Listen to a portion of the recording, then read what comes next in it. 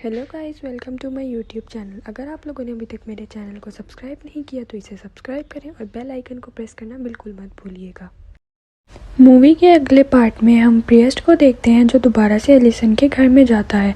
Allison उसे कहती है कि मेरा अभी भी आपसे यही सवाल है कि मेरी मॉम को क्या हुआ था, जिस पर प्रियस्ट उसे बताता है कि तुम्हारी माँ पर कोई साया था जिसने तुम्हारी मॉम को अपने काबू में कर लिया था और तुम्हारे डैड ने तुम्हें दूसरी फैमिली को इसलिए दिया था क्योंकि वो तुम्हें इन सब चीज़ों से महफूज रखना चाहते थे। तुम्हारी मॉम के अंदर जो आत्मा थी वो बहुत खतरनाक थी और उन पर कोई भी मंत्र असर नहीं करता था, इसलिए उनका गला काट कर हमें तुम्हारी मॉम को मारना पड़ा।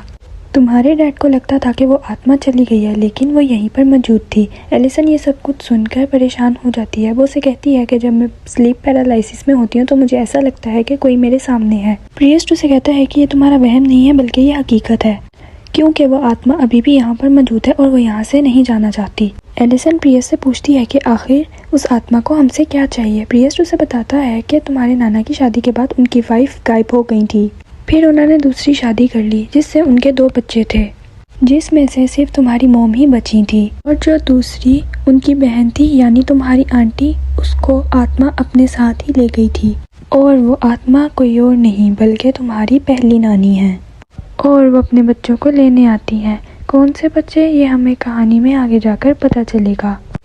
तभी एलिसन को प्रियस्ट के पीछे कोई आत्मा नजर आती है और वो डर कर उठ जाती है। एलिसन प्रियस्ट से पूछती है कि हम इस आत्मा को यहाँ से कैसे बाहर निकाल सकते हैं। प्रियस्ट उसे बताता है कि हमें इस आत्मा से जुड़ी हर चीज़ को जलाना होगा, पर रिचर्ड भी आ गया था। वो इन दोनों की बातों को सुन लेता है और उसको उन पर शदीद गुस्सा आता है। वो प्रियस्ट को जाने के लिए कहता है क्योंकि रिचर्ड इन सब बातों पर यकीन नहीं करता, क्योंकि उसे लग रहा था कि प्रियस्ट एलिसन को अपनी बातों में उलझा रहा है और वो उसे जाने के लिए कहता है। प्रियस्ट जब जा रहा था तो रास्ते में उसकी गाड़ी बंद हो जाती है। वो अपने सामने उसी आत्मा को देखता है जो ब्राइड बनी हुई थी, जिसकी पिक्चर एलिसन ने भी देखी थी।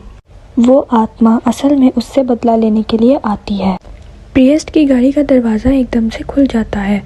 वो उसे बंद करता है, लेकिन दोबारा से ये दरवाज़ा फिर से खुल जाता है और अचानक से वो आत्मा यानी ब्राइड जो थी वो उस पर हमला करके उसे मार देती है। फिर यहाँ हम एलिसन को देखते हैं जो अपने बच्चे को अपने रूम में लेकर आई थी। वो देखती है कि प्रियस्ट नीचे से गुजर रहा है, लेकिन था ना अजीब, क्योंकि प्रियस्ट तो मर चुका था। एलिसन उसे देखने के लिए नीचे जाती है तो वो आत्मा उस पर हमला कर देती है। इतनी ही देर में रिचर्ड भी वहाँ पर आ जाता है। वो उसे देखकर वहाँ से गायब हो जाती है। फिर वो अपने कमरे में आते हैं तो देखते हैं कि वो आत्मा उनके बच्चे को अपने साथ ले गई है। रिचर्ड अपने बच्चे को ढूंढने के लिए पुलिस को बुलाता है। यहाँ पर एलिसन ये जानती थी कि पुलिस ये काम नहीं कर सकती क्योंकि उसके बच्चे को एक आत्मा लेकर गई है। एलिसन उसी पैरानॉर्मल इन्वेस्टिगेटर को कॉल करती है जिसे उसने टीवी पर देखा था। वो एलिसन के बुलाने पर उनके घर आता है और 2 क्रिस्टल बॉल दिखाता है। वो बताता है कि जब भी कोई शक्ति या आत्मा इसके पास होगी तो इसका रंग बदल जाएगा और तभी पता चलता है कि यहाँ पर कोई बुरी शक्ति है। जब प्रियस्ट एलिसन के कमरे को देखता है तो वो कहता है कि वाकई उसके बच्चे को कोई आत्मा लेकर गई है। प्रियस्ट उसे कहता है कि अगर तुम अपने बच्चे को वापस लाना चाहती हो तो तुम्हें आत्मा की दुनिया में जाना पड़ेगा, जिसके लिए एलिसन मान गई थी। रात को ये एलिसन के कमरे में मोमबत्तियां जलाकर अपना जादू शुरू करता है। प्रियस्ट आंखें खोलता है तो देखता है कि उसके पास एलिसन का बच्चा होता है, जिसे वो कहता है कि इस बच्चे को तुम मुझे वापस कर दो वरना तुम्हारे साथ अच्छा नहीं होगा। वहीं पर खड़े खड़े प्रियस्ट देखता है कि वो आत्मा गायब हो जाती है। उसके बाद वो कुछ शैतानी निशान देखता है। वो वापस दुनिया में आकर बताता है कि वो कोई और नहीं बल्कि तुम्हारी पहली नानी है जो डेमन्स की पूजा किया करती थी। इसलिए एक डेमन ने दुनिया में आकर उन्हें अपने काबू में कर लिया था और जब ये बात तुम्हारे नाना को पता चली तो उन्होंने उसे जिंदा दफन करके मार दिया था, जिसका बदला डेमन और उनकी बीवी मिलकर ले रहे हैं। जिस तरह वो तुम्हारी मॉम की बहन को उठाकर ले गई थी उसी तरह वो तुम्हारे बच्चे को भी उठाकर ले गए हैं। एलिसन प्रियस्ट से पूछती है कि वो बच्चों को ही क्यों लेकर जाती है, जिस पर प्रियस्ट उन्हें बताता है कि जब तुम्हारे नाना ने उसे दफन किया था तो वो माँ बनने वाली थी, जिसका बदला वो इस फैमिली के बच्चों को उठाकर पूरा कर रही है। रिचर्ड भी ये सब बातें सुनकर परेशान हो गया था। वो एलिसन से कहता है और प्रियस्ट से कि अब हमें क्या रिचर्ड उसे कहता है कि हम अपने बच्चे को वापस कैसे ला सकते हैं। प्रिएस्ट उसे कहता है कि उस आत्मा से लड़कर उनकी दुनिया में जाकर, और ये काम सिर्फ एलिसन ही कर सकती है, क्योंकि एक माँ की ताकत ही अपने बच्चे को बचा सकती है। एलिसन को लिटा देते हैं और देखते ही देखते वो वहाँ तक पहुँच जाती है। वो अपने आप को एक बॉक्स में बंद पाती है। जैसे तैसे करके वो वहाँ से निकलकर अपने बचपन के कमरे में पहुँच जाती है। जहाँ पर वो टीवी देख रही थी, वहाँ पर उसकी मॉम उसके पास आती हैं और उसे दिलासा देते हुए कहती हैं कि सब कुछ ठीक हो जाएगा।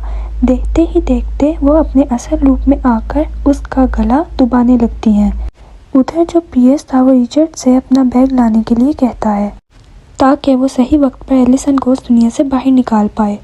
जब रिचर्ड कमरे में जाता है तो वहाँ पर अपनी सेक्रेटरी को देखता है। उसे आत्मा की ये चाल समझ में आ गई थी। वो वहाँ से जाने लगता है तो उसके कमरे का दरवाज़ा भी बंद हो जाता है। वॉशरूम में भी उसको वो आत्मा नज़र आती है जो उसे डराने की कोशिश करती है।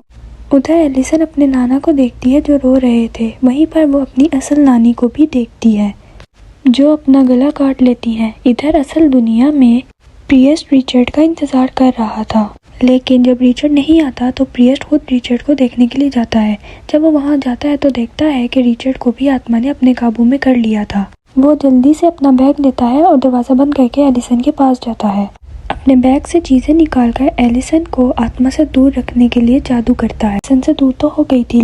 उधर आत्मा की दुनिया में एलिसन अपने नाना की पहली वाइफ को देखती है, यानी उसी आत्मा को जो अब तक उनके पीछे पड़ी थी। इसके बाद वो अपने डैड को देखती है जिससे वो कहते हैं कि तुम यहीं रुक जाओ। एलिसन उसने कहती है कि मैं यहाँ नहीं रुक सकती, मैं सिर्फ अपने बेटे को लेने के लिए आई थी। वो उसे उसके आगे का रास्ता बताते हैं और कहते हैं अपना ख्याल रखना। जब वो आगे जाती है तो अपने नाना को देखती है जो अपनी वाइफ को लेकर जा रहे थे। वो उसे कब्र खोदकर दफना देते हैं, जिस पर उसकी नानी उसे कहती है कि मैं माँ बनने वाली हूँ, लेकिन वो उसकी बात नहीं सुनते। जब एलिसन ये सब देखती है तो सोचती है कि उसका बच्चा उसे यहीं पर मिलेगा। जब ये कब्र खोदती है तो इसे अपना बच्चा मिल गया था। अब वो उसे अपनी असली दुनिया में लेकर जा रही थी, लेकिन तभी वहाँ पर वो आत्मा उसे पकड़ लेती है और अगले ही पल में हम देखते हैं कि एलिसन अपनी दुनिया में वापस आ गई थी। एलिसन आंखें खोलते साथ ही देखती है कि क्या मैं अपने बच्चे को वापस ले आई। प्रिएस्ट कहता है नहीं, लेकिन तुमने अच्छी कोशिश की थी। तभी वो बच्चे के रोने की आवाज़ को सुनते हैं। देखते हैं कि रिचर्ड अपने बच्चे को खिला रहा था। प्रिएस्ट ये सब कुछ देखकर खुश हो गया था कि एलिसन की फैमिली अब कंप्लीट हो गई है। कुछ टाइम के बाद प्रिएस्ट दोबारा से उनसे मिलने के लिए आता है, जिस पर रिचर्ड उसे बताता है कि हम अब यहाँ से शिफ्ट हो रहे हैं क्योंकि अब वो दोबारा से अपने बच्चे और अपनी वाइफ को मुसीबत में नहीं डाल सकता। प्रिएस्ट अंदर आकर एलिसन के बच्चे को देखता है, लेकिन उसे कहीं भी एलिसन नजर नहीं आती। यहाँ पर दोबारा से प्रिएस्ट को किसी के होने का एहसास होता है। वो एलिसन के बच्चे को वो क्रिस्टल बॉल खेलने के लिए देता है, जिससे उसका रंग स्याह हो जाता है। प्रिएस्ट कहता है कि इस घर में बहुत ही खतरनाक ताकत है। इतने में ही एलिसन आ जाती है और उस पर हमला करके प्रिएस्ट को मार देती है। इतने में जब रिचर्ड आता है और वो प्रिएस्ट की लाश को देखता है, उसे बेसमेंट से भी कुछ आवाज़ें आ रही थी। जब वो वहाँ जाकर देखता है कि डेमन के हाथ में उसका बच्चा था, तब ही एलिसन पीछे से आकर रिचर्ड पर हमला करके उसे मार देती है। असल में उस आत्मा ने एलिसन पर अपना कंट्रोल कर लिया था और कोई भी इस घर से ना जा पाए, इसलिए एलिसन के अंदर आकर सबको मार रही थी। अब ये डेड ब्राइड एलिसन और उसके बच्चे के साथ क्या करेगी, इसी सस्पेंस के साथ ये कहानी यहीं ख़त्म हो जाती है।